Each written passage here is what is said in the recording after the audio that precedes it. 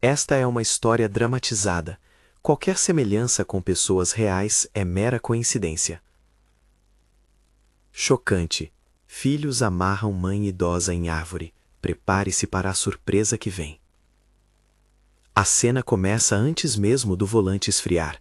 2 corpos no banco dianteiro, o motor roncando baixo. E ela, Dona Azira, ajeitando o chale como se ainda fosse capaz de ordenar o mundo com um simples gesto. Havia uma pressa cortante nos olhos de João Vitor, uma frieza calculada no sorriso de Camila. Eles falavam como se um passeio fosse algo rotineiro, uma saída qualquer. As palavras eram as mesmas que costumavam usar quando eram crianças e pediam sorvete. Só que, naquela tarde, as palavras eram máscaras. Dona Azira tinha mãos de costureira, dedos finos, veias salientes e cicatrizes de agulha que brilhavam sob a pele. A casa cheirava a café forte e a pano molhado. Na parede, 3 fotografias em molduras tortas, um bebê enrolado em manta, 2 rostinhos risonhos e, no centro, um retrato de Azira jovem, com uma aliança grossa no dedo e olhar de quem prometeu cuidar. A máquina de costura ficava sempre ligada, mesmo quando ela dormia, como se o som do pedal fosse um metrônomo que mantinha a vida no compasso certo. Ela cosera para toda uma rua, remendara roupas de casamento, afagara bolsos vazios com precisão cirúrgica. Lembrava-se de noites em claro, de vender o anel herdado da mãe para que os filhos pudessem estudar. Lembrava-se de um outono em que colocou fome no bolso para que eles tivessem pão no prato. Eram memórias que queimavam doce no peito, cada lembrança uma linha invisível que a ligava àqueles 2 que agora sorriam com frieza no carro. "Vamos dar uma volta, mãe", disse Camila. A voz dela tinha leveza, a mesma leveza com que havia pedido dinheiro emprestado, com que havia deixado promessas no ar. João Vitor manobrava o carro como se a estrada fosse um roteiro já decorado, e a cidade ia ficando para trás. Prédios, postes, casas, tudo desaparecendo para dar lugar a um verde mal acabado, estradas de terra e o cheiro úmido que sobe da terra quando a chuva demora a vir. Ela aceitou o convite por hábito, por costume, porque para ela a palavra filho sempre vinha com o sentido de esperança. Ela confiou. A terceira idade havia lhe dado uma velocidade mais lenta, mas não havia tirado o impulso de amar. No banco de trás, as mãos de Azira tamborilavam nervosas. A costura imaginária seguia o ritmo, pontada, puxada, nó. Ela pensava nos netos, nas roupas que ainda não conseguira terminar, na máquina velha com o nome talhado à mão. Havia uma calma estranha em seu peito, quase religiosa, como se tudo aquilo fosse um capítulo menor de uma história maior. Flashbacks vinham e iam, suaves como cortinas.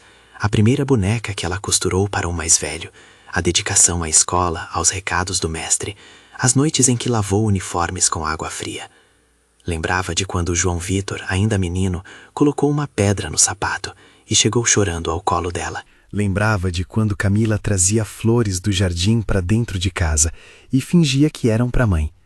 Eram lembranças que formavam um mosaico de ternura e que no presente soavam quase ingênuas. No carro houve uma pausa, um silêncio que não era natural. As conversas murcharam. João Vitor olhou para o retrovisor de maneira diferente, como se pesasse tempo e vantagem. Camila checou o celular e deu um sorriso breve, uma espécie de confirmação. Em algum lugar entre as placas de um posto de gasolina e a curva que dá acesso à mata, a promessa de um passeio começou a rachar. No entanto, até aquele momento, nada no corpo de Dona Azira indicara perigo. Ela sempre acreditara que os filhos a conheciam melhor do que qualquer pessoa. Confiança e memória andavam juntas nas pequenas decisões de sua vida, como regar as plantas à tarde e guardar o troco no armário da cozinha. Entregar-se a eles ainda era para ela um exercício de fé humana, acreditar que o sangue impõe uma dívida de cuidado. Quando saíram do carro, o ar da mata recebeu-os com um cheiro de folhas e um frio que mordia o rosto.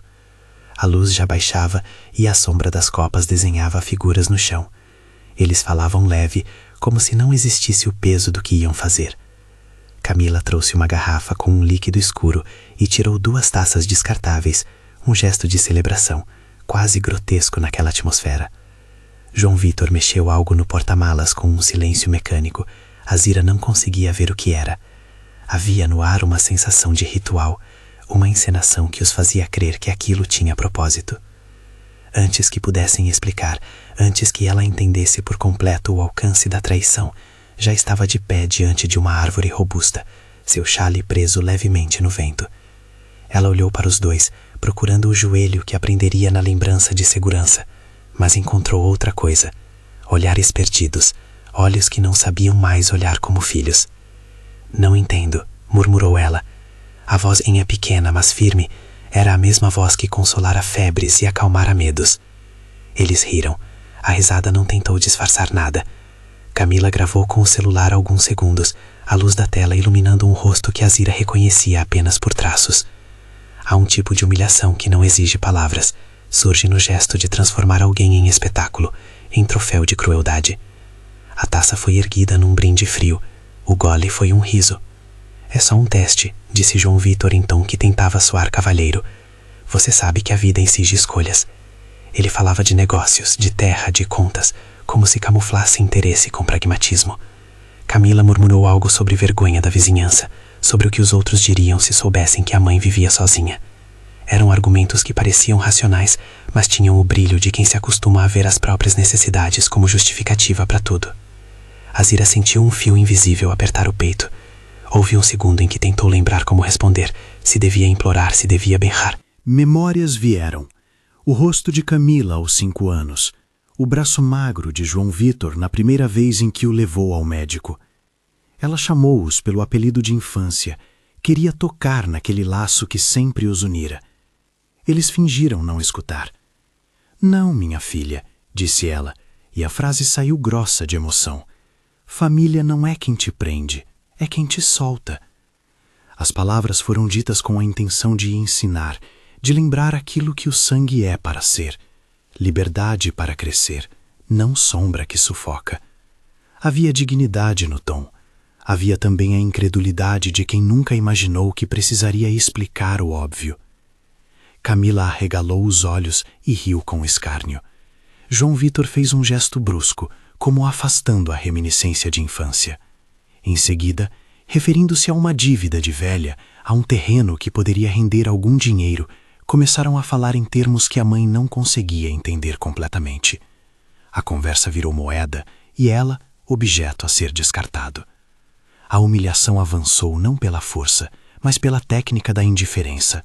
Uma gravação, uma gargalhada, o ato de colocar comida no chão e filmar enquanto alguém a pega com a boca, como se fosse cena de um programa de maldade.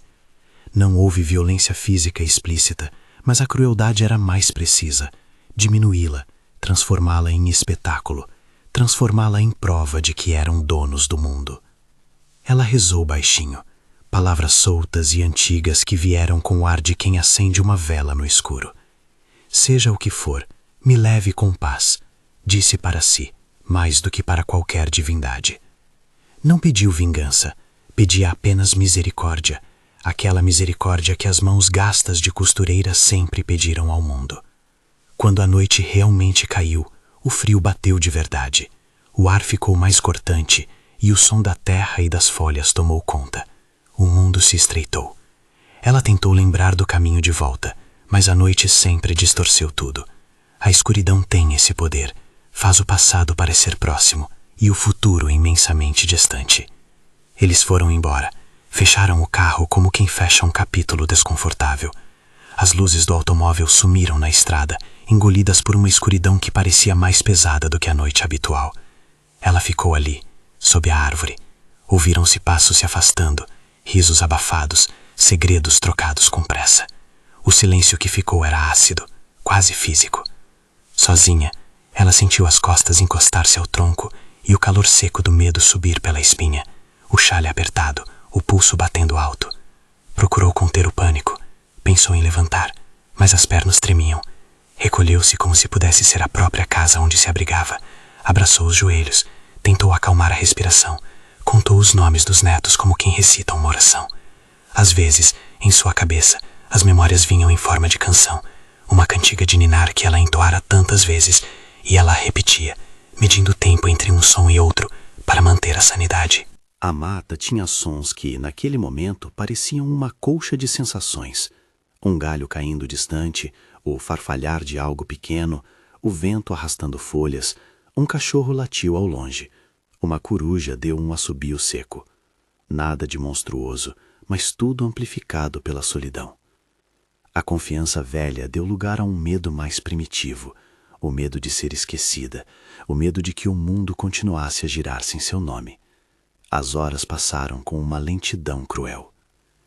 Enquanto isso, na cidade, o telefone de Renato vibrava sem parar. Ele era genro de Azira, casado com Camila há poucos anos, homem de rotina tranquila e olhar atento. Entrou em casa às 8 da noite e percebeu que a esposa ainda não havia voltado, do que, segundo ela, seria uma voltinha rápida com a mãe. Ele achou estranho, mas havia conciliado as ausências com o raciocínio do cotidiano. Filho trabalhador, mãe de costume. Até que a inquietação cresceu. Renato tinha uma vizinha que disse tê-los visto partir em direção à estrada velha. Houve um detalhe que acendeu algo dentro dele, a expressão de Camila ao sair. Um olhar que não era de quem vai ao encontro de alguém, mas de quem se livra. Conversas curtas chegaram em ondas, mensagens não respondidas, o carro da família voltando sem a dona da casa, a sensação de que algo estava errado. Renato ficou com o corpo pesado, como se uma pedra tivesse pousado no peito. Ele tentou ligar para João Vitor. Não atendeu. Chamou Camila no celular. A chamada foi para o correio de voz. Ele também pensou em ir até a casa dos dois, mas algo o fez tomar outra atitude. Procurou seu Elias, um morador antigo do bairro conhecido por organizar caminhadas e ajudar em buscas quando alguém se perdia. Elias tinha um rádio, uma rede de conhecidos, um apito que funcionava como convocação. Renato foi até ele, explicou em poucas palavras entrecortadas. A mãe de Camila saiu com os dois e não voltou. Voltaram sem ela. A frase saiu seca. A face de seu Elias endureceu. Conhecia o peso daquela frase por experiência. Não demorou para que um grupo se formasse como se obedecesse a um instinto coletivo. Havia pessoas que conheciam a mata, havia quem já ajudara em ocorrências anteriores, tinha quem trabalhasse no turno da noite e podia ceder horas. Havia gente que carregava lanternas e mantimentos. Mais que uma operação, parecia uma resposta moral. A comunidade decidindo que não deixaria um membro ser reduzido ao nada. Renato, em dúvida e agonia, fez uma ligação para a delegacia. Explicou o cenário com voz que insistia em ficar firme, tentando transformar o medo em objetivo. O atendente anotou, pediu nomes, tentou acalmar. Era o tipo de burocracia que, em momentos de crise, soa como um diálogo de concreto, perguntas e registros. Enquanto isso, o grupo de busca começava a se organizar. Lanternas eram checadas, apitos preparados, rostos traziam o brilho de quem vai à luta por aquilo que considera justo. De volta à mata, a noite adensava. Azira, cada vez mais cansada, ouvia os próprios pensamentos como quem escuta um rádio distante. Memórias vinham novamente. A filha pequena, a máquina de costura, as promessas de um futuro melhor. Pensou em doar o pequeno terreno que tinha, em deixar tudo arrumado para que nada sobrasse de embaraço aos filhos. Mesmo ali, no limiar do abandono, o coração dela abrigava uma decisão que havia de surpreender a muitos. Horas se arrastavam, e a expectativa de encontrá-la sozinha e em perigo batia forte nos que saíam à procura. Lanternas cortavam a noite como barcos de luz. Havia quem afirmasse que ouviram um apito distante, mas o som poderia ser qualquer coisa. Um vento mais agudo, um magalho que se quebrava, alguém chamando o próprio cachorro. Renato caminhava com os dedos frios no bolso, sentindo a culpa e a determinação disputarem a mesma mão. Ele repetia o nome dela como se a pronúncia pudesse trazê-la de volta. Azira, por sua vez, sentiu o frio aumentar. A noite parecia compactar tudo em volta, o tronco, as folhas, o som de passos que se dissolvia na distância. Ela pensou em levantar, mas as forças não estavam certas ainda. Olhou para o céu entre as copas, viu manchas escuras e algumas estrelas que pareciam distantes e pequenas. A lembrança do exato momento em que escolhera amar veio como um lampejo. O rosto de um filho segurando-se a ela para não cair. O primeiro uniforme lavado com orgulho. Um choro baixo escapou. Não era apenas de quem sofre física dor. Era o choro da traição inesperada. Enquanto isso, a cidade reagia de formas diferentes. Havia quem se aproximasse movido pela curiosidade. Quem preferisse se manter longe. Quem rezasse. A notícia do possível abandono começou a circular em sussurros, como esses rumores que se espalham rápido nas esquinas. Alguns já haviam concluído e condenado. Outros pediam cautela. Renato sabia que não podia esperar por conclusões. A responsabilidade estava batendo em sua porta. E ele resolveu atendê-la. Eles avançaram rumo à mata naquela noite, lanternas ligadas, passos que se sincronizavam em uma cadência de busca. O grupo de busca tinha gente simples, trabalhavam como pedreiros, costureiras, professores, todos com a mesma vontade, não deixar Azira entregue ao escuro. Seu Elias liderava, com a autoridade de quem conhece cada curva e atalho. Havia um silêncio respeitoso entre os que seguiam, como se a própria noite pedisse silêncio diante de uma dor. No corpo da história havia um elemento que começava a surgir como esperança, a existência de quem olhava por fora e não tolerava o abandono.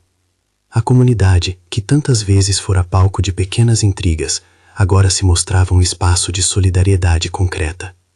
Era uma daquelas viradas que não acontecem por mágica, mas por pequenas decisões humanas tomadas por um círculo de pessoas que ainda acreditava no valor da dignidade. E assim a noite caminhou, com seus passos pesados. Entre a mata e a cidade, as forças se mobilizavam em direções opostas. De um lado, a traição que se instalara como algo quase banal. Do outro, a resposta humana que se reunia para reparar o que fora quebrado. Entre esses polos vivia Dona Azira, sentada junto ao tronco, como se fosse preciso salvar em si mesma o que o mundo queria apagar. Se essa história está mexendo com você, deixe um like e siga para continuar até o fim. Quando a busca começou, o som do apito começou a se confundir com a respiração da noite. Um sinal de esperança entre as folhas. Azira ouviu algo, não tinha certeza se era real. A cada som, o coração lhe dava um salto. A cada silêncio, ela recordava o rosto dos filhos como se fosse uma enumeração de perdas. As horas que se seguiram foram um tecido de pequenos acontecimentos, passos que se aproximavam, um farfalhar mais forte, vozes que perguntavam seu nome. Mas naquela margem entre o final de um capítulo e o começo de outro, a realidade ainda não havia se definido. O futuro aguardava, envolto em lanternas e decisões, pronto para desdobrar a surpresa que muitos ainda não imaginavam. As vozes se aproximavam com uma cadência que parecia ensaiada. Azira reconheceu em meio ao turbilhão o som metálico de um apito cortando a escuridão. Era pequeno, mas naquele instante soou como sino, chamado de quem não se conforma. Alguém chamou seu nome. Outra resposta. A senhora está bem? A frase veio aquecida por lanternas que rasgavam a noite em faíscas de esperança. Ela tentou responder, a boca seca, a língua pesada. Um fio de voz escapou. Aqui, estou aqui. E foi o suficiente. 2 homens seguraram um feixe de luz e se aproximaram cautelosos. Uma mulher trouxe uma manta de nylon que fez um retângulo quente contra o frio que se agarrava à pele de Azira.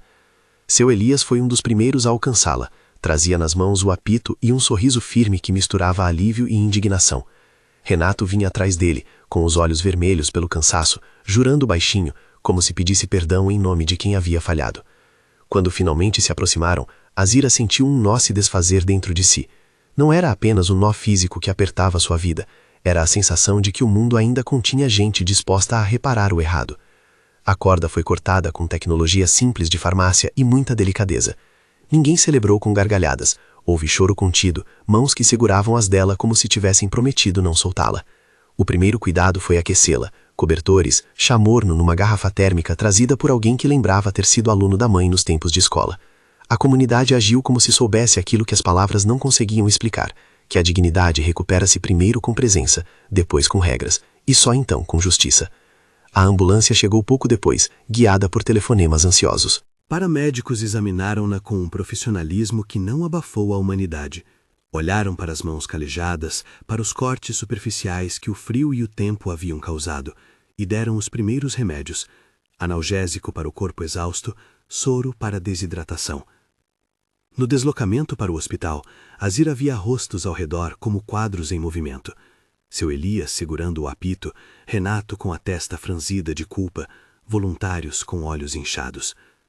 Tudo parecia uma procissão que não cabia em palavras. A notícia correu pela cidade antes do amanhecer, não como um boato que julga, como uma inquietação que exige explicação. O barulho das notícias transformou-se em presença institucional. A polícia abriu ocorrência por abandono e maus tratos a idoso, e as imagens do carro voltando sozinho, registradas por câmeras de rua e pelos relatos de quem viu, serviram de pista para a investigação. João Vitor e Camila, que até o dia anterior caminhavam entre vizinhos com a mesma naturalidade de sempre, foram chamados para prestar esclarecimentos.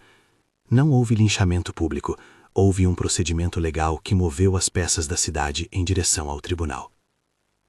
A primeira reunião com o delegado foi curta e direta. João Vitor respondeu com evasivas, tentando vestir discurso de mal-entendido e excesso de zelo.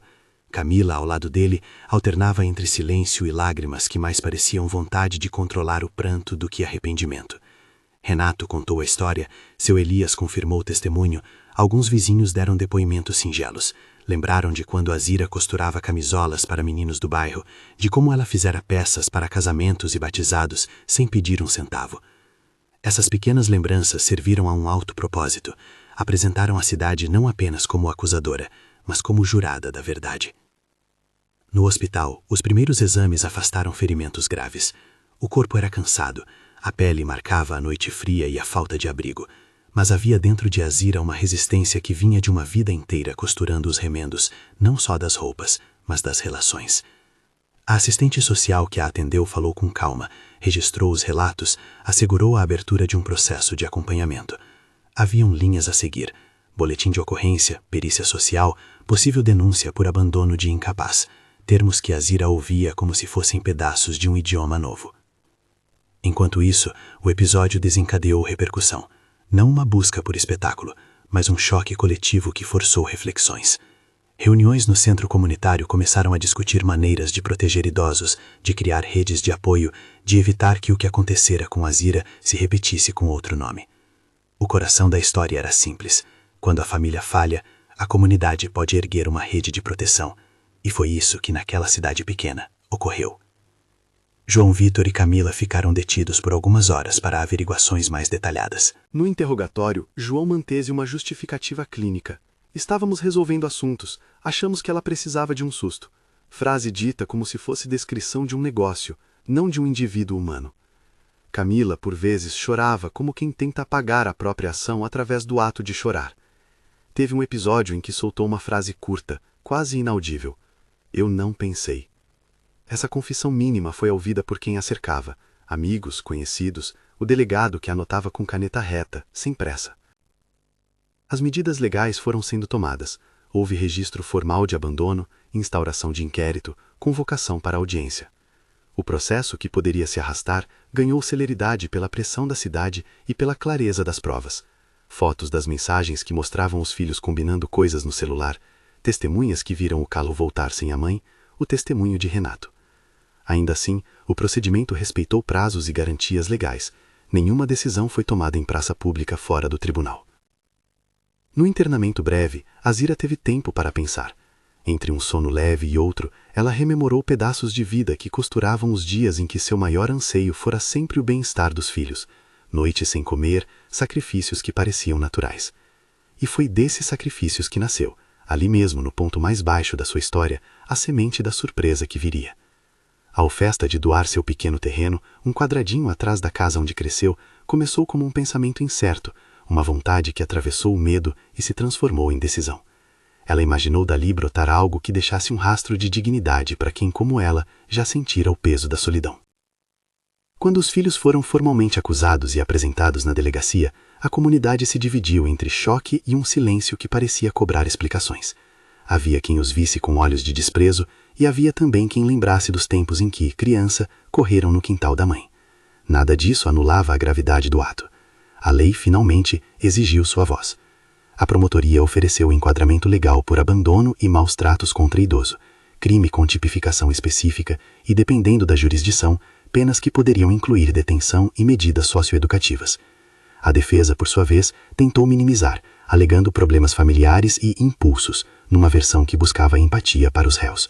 O tribunal aceitou a abertura do processo. As primeiras semanas após o resgate foram de tensão e também de gestos simples de cuidado. Vizinhas levaram comida, a costureira do outro lado da rua trouxe uma manta nova. Crianças da escola municipal escreveram bilhetes, desenhos que transformavam em corações e palavras de afeto. Esses detalhes pequenos foram cola emocional que ajudou Azira a recompor-se. A cidade, que antes se permitira julgar, agora se movia para cuidar. E isso mudou o tom do que viria. O caso deixou de ser só crime para ser também lição. A audiência foi pública, como todas aquelas que mexem com a consciência da comunidade. O tribunal encheu-se de pessoas, algumas por curiosidade, muitas por solidariedade. Renato sentou-se ao lado de seu Elias, voluntários do grupo de busca ocuparam cadeiras com semblantes fechados. A promotoria apresentou o caso com firmeza. Entraram como provas depoimentos, as gravações feitas pelos filhos, que ironicamente agora se voltavam contra eles, e o relatório de assistente social que atestava a vulnerabilidade de Azira. A defesa falou de contexto, fragilidade emocional, disputas internas. Tentava reduzir o caráter doloso do abandono. Quando chegou o momento do depoimento de Azira, o silêncio mudou de tom. De acusador, passou a reverente. Ela subiu ao banco com passos curtos. As mãos trêmulas seguraram um lenço que travava o choro e a coragem. Olhou para os filhos presos na galeria, cujos rostos carregavam a marca de quem não sabia como reagir diante da própria miséria moral. A voz de Azira veio clara, apesar da idade. Contou breves histórias. A do anel vendido, a do pão escondido no bolso, a da camisa remendada para um filho que precisava dela. Não clamou por vingança. Fez algo mais difícil. Contou quem era ela antes da dor e disse o que desejava agora. Em frente ao juiz, falou a frase que tinha sido seu mantra desde a árvore. Família não é quem te prende, é quem te solta. Foi uma afirmação simples, direta, que parou lá que um espelho na cara daquelas almas que por um momento confundiram propriedade com amor. Houve comoção. Alguns membros do júri, cidadãos chamados a julgar, não puderam conter o incômodo que aquela fala trazia. Ninguém fora feito para encaixar outro em cordas. O juiz, homem de voz grave, ouviu tudo com atenção. Ao final proferiu uma sentença que não foi apenas sobre punição, mas sobre responsabilidade.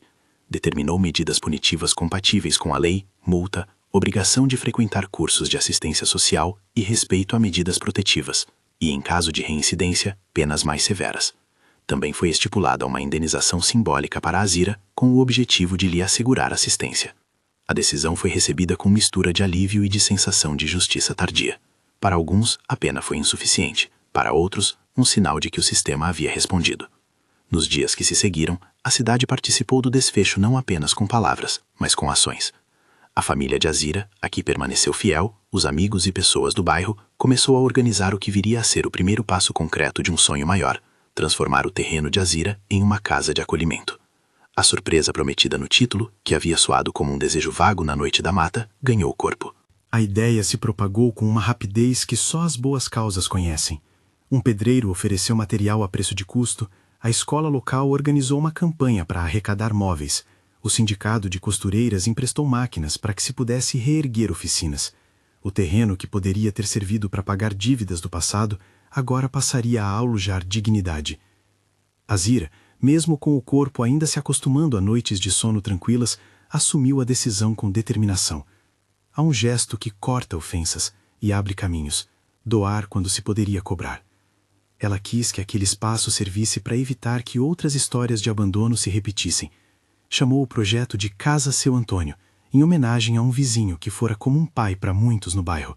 Um homem que em vida incentivara a ajuda mútua e ensinara que laços são feitos para fortalecer, não para amarrar. O nome foi aceito como tributo e como sinal de que o abrigo nasceria das memórias melhores da comunidade. As obras começaram em clima de mutirão. Cada dia trazia sua cena. Homens e mulheres carregando tábuas, consertando paredes, pintando portas. Uma mulher trouxe um fogão usado e pediu que ninguém o colocasse em lugar de destaque, porque era um fogão para cozinhar afeto. Azira acompanhava com um olhar crítico e, por vezes, mãos à obra. Sua presença não era apenas simbólica. Ela costurava cortinas e fazia listas de coisas que julgava importantes. A costura foi o primeiro serviço oferecido no abrigo. Aulas para os moradores, oficinas de remendo, um trabalho que devolvia sentido e renda. A inauguração da Casa Seu Antônio foi uma manhã de sol morno, com chales leves e sorrisos que pareciam ter retomado uma respiração limpa. Havia pessoas de todas as idades, voluntários, representantes da prefeitura, amigos de longa data e os que, por muito pouco, poderiam ter sido esquecidos. Azira cortou a fita com mãos firmes e, ao entrar, sentiu algo que não se resume a palavras. Havia quartos simples, mas limpos, uma sala comunitária com um sofá costurado com retalhos do passado, uma pequena cozinha, onde, segundo ela, se comeria menos silêncio e mais bom. O impacto da casa era tanto prático quanto psicológico, um espaço para acolher, escutar e recompor. No entanto, o caminho até ali não apagara as marcas. A relação com os filhos não foi restaurada em um abraço simples. João Vitor, após a audiência, teve que enfrentar não apenas a sentença, mas o repúdio onde buscou antes indulgência. Alguns negócios fecharam as portas para ele, contratos foram suspensos. Havia, enfim, consequências sociais que o obrigaram a deslocar-se para o interior de si. Camila entrou em um processo de terapia e grupos de apoio, ouviu histórias que a fizeram entender o quanto o silêncio pode ser cúmplice. Ambos tiveram que conviver com uma pergunta que não se resolve fácil: como reparar o que foi rasgado? Azira, por sua vez, tomou decisões que surpreenderam muita gente. Ao invés de destinar o terreno aos filhos, como talvez muitos esperassem por raiva ou por revanche, ela oficializou a doação para a associação que administraria a Casa Seu Antônio. Registrou em cartório, assinou documentos com calma e deixou claro que seu gesto vinha de um lugar de reconstrução, não de anulação. Disse em entrevistas e em conversa com quem a procurava: eu não quis que aquilo que me pertença servisse para premiar quem me feriu. Prefiro que sirva para abraçar outros. A frase se espalhou como princípio. A inauguração foi também palco de pequenos episódios de reparação. Camila apareceu numa das cerimônias de abertura com o rosto ensaiando expressão e a voz quebrada. Aproximou-se de Azira com uma caixa modesta na mão, utensílios para a cozinha. Não foi um ato que consertou a história, foi um gesto que sortiu efeito diferente. Abriu um espaço para que o diálogo, ainda que difícil, tomasse forma. As palavras trocadas foram poucas e cheias de cuidado. Um pedido de perdão, mãe, me perdoa, sussurrado em voz quase inaudível. Azira respondeu com um gesto que muitos não compreenderam de primeira. Segurou as mãos dela por um instante e soltou, como se confirmasse que não prendia nem aprisionava. Perdão, quando veio, não foi gratuito, foi pedagógico, imposto por quem escolhia ensinar em vez de destruir. A Casa Seu Antônio começou a funcionar com pequenos programas: café comunitário às manhãs, costura terapêutica à tarde, rodas de conversa onde contadores de história vinham para ouvir e não para julgar. Pessoas que antes vinham ao abrigo apenas em busca de alimento, hoje ficavam por horas conversando, aprendendo a remendar não apenas roupas. Azira, sempre discreta, retomou sua máquina de costura como quem retorna ao primeiro amor. Afastaram-se com ela as noites de insônia, não todas, mas muitas. Havia ainda o fato de que na casa se praticava uma regra simples: escuta ativa antes de julgamento, calor humano antes de solução. Com o tempo, a casa tornou-se polo de iniciativas. Escolas trouxeram alunos para oficinas, igrejas de diferentes crenças conversavam sobre cuidado com o idoso e até um pequeno projeto de rádio local passou a transmitir programas produzidos por moradores. Histórias brotavam ali como fio de tecido. Um senhor que voltara a tocar violão, uma mulher que reaprendeu a cozinhar para si mesma, um jovem que trocou a impulsividade por trabalho voluntário. A casa deu um sentido prático à ideia de que dor pode se transformar em serviço, que o abandono, quando enfrentado com solidariedade comunitária, pode gerar políticas públicas locais. Enquanto isso, a vida legal do caso não cessou. Houveram recursos e discussões jurídicas. O processo seguiu seu curso, com sentenças revisadas e medidas complementares. Mas o significado maior ficou claro. A lei deu uma resposta, a comunidade deu outra, e a vítima escolheu a sua. Essa escolha não foi simples. Representou a decisão de não deixar que a violência definisse o resto de sua história, uma escolha de ampliar o círculo em vez de fechar portas. Renato permaneceu presente. Seu papel de denunciante transformou-se em ativo comunitário. Não era redenção fácil, foi sobretudo trabalho contínuo. Criou um pequeno grupo de apoio para famílias em risco de abandono. Ensinavam a dialogar, a compartilhar responsabilidades, a cuidar da saúde mental daqueles que tinham histórico de impulsos. Seu esforço virou exemplo de que assumir erro e agir para prevenir é parte de um ciclo de reparação. Com o passar dos meses, a cidade escreve novos capítulos. Casos que antes eram silenciosos passaram a ser discutidos em reuniões de bairro. Voluntários foram treinados para identificar sinais de risco. A prefeitura, pressionada pelas demandas e pela visibilidade, abriu linhas de financiamento para projetos locais que apoiassem idosos. Não foi uma revolução instantânea, mas houve mudança. A Casa Seu Antônio, pequena e modesta, tornou-se sinal de que algo havia sido feito diferente. Para Azira, o recomeço ocorreu em pequenos detalhes. A manhã em que costurou um avental com as iniciais da casa, o sorriso de uma moradora nova que encontrou na casa as palavras que não sabia dizer, o silêncio que era agora mais apaziguado do que antes. Seu corpo continuava marcado, mas a alma retomava a leveza. Em certo dia de chuva, ao olhar pela janela da casa, lembrou-se do tronco da árvore onde passara a noite. Não houve vaidade em seu tom quando contou aos frequentadores. Contou para ensinar. Não deixem que a proximidade do sangue os faça fechar os olhos. Disse numa roda de conversa. Família é cuidado, e cuidado não é posse. Meses depois, a tecnologia fez o que a boca não consegue sempre. Registrou. Notícias locais mostraram a inauguração com fotos, e a história ganhou palco em programas que debatiam políticas de proteção ao idoso. Alguns comentaristas falaram em sensacionalismo, outros em sinalização de mudança. Para Azira, a atenção midiática trouxe desconforto e, ao mesmo tempo, oportunidade. Era a chance de falar sobre políticas, de conseguir doações, de convocar ações. Ela fez isso com a mesma naturalidade com que agora lia bilhetes de agradecimento deixados na casa da casa. A relação com os filhos se estabeleceu em um formato diferente. João Vitor, após processos e aconselhamentos, buscou trabalhos que exigiam o enfrentamento de seus próprios maus hábitos. Não houve de fato retomada da antiga intimidade, mas houve um esforço real de manutenção de limites e tentativa de reparação. Camila, em sermões silenciosos de terapia e encontros, começou a participar voluntariamente de algumas oficinas na casa, não como mãe para a mãe, mas como agente que queria entender.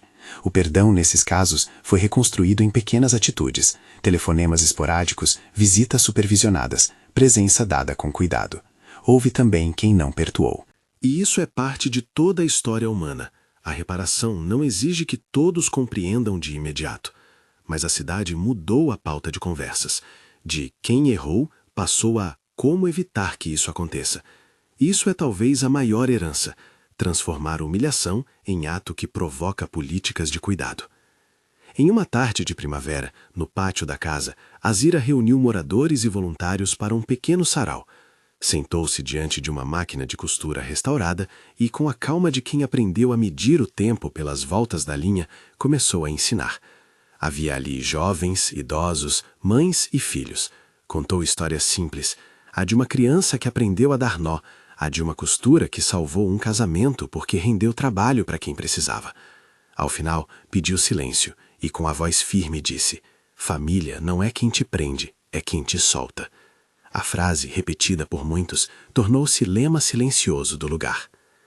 A surpresa prometida no início, aquela que decidiu o destino da narrativa, residia não apenas no resgate físico, nem apenas na descoberta do papel de Renato, mas no fato de que o terreno que poderia ter sido moeda de troca virou lugar de acolhimento. A reviravolta maior, para quem acompanhou a história, foi perceber que o que parecia mera tragédia acabou gerando algo duradouro, um abrigo que devolveria a muitos a dignidade perdida. Essa virada não foi mágica, foi resultado de escolhas humanas, de processos legais e de uma comunidade que decidiu intervir. Ao refletir sobre tudo isso, a cidade aprendeu que dignidade não é só palavra de lei, é prática. Aprendeu que sistemas públicos e redes de afeto têm de andar juntos. E, sobretudo, aprendeu que a coragem de uma mulher, que não pediu vingança, mas reclamou seu lugar, pode mover o que parecia imobilizado. Anos depois, a Casa Seu Antônio ainda funcionava, e em uma manhã clara, com 12 idosos sentados em volta, Azira levantou-se para contar uma história a um menino de olhos atentos, que visitava com a escola. Falou sobre costura, sobre nós, sobre como cada fio tem seu papel no tecido maior de uma comunidade. O menino perguntou, inocente e direto: Vó Azira, por que você não ficou brava? Ela sorriu, fez um gesto com as mãos que lembrava quem aprendia a fazer um ponto invisível, e respondeu: para além das palavras simples. Ficar brava é fácil, mas difícil é transformar a dor em algo que cure outros. O menino riu e dela veio uma pequena lição. A liberdade que o amor promove é diferente da compra que a ambição tenta fazer do outro. Azira viveu o resto de seus dias rodeada de gente que a respeitava, cujo amor não prendia, mas soltava. Aquele amor construiu uma casa, nomes novos e histórias que seguiram circulando. E quando alguém perguntava o que havia de mais chocante naquela história, ela respondia com a calma que aprendeu na máquina de costura.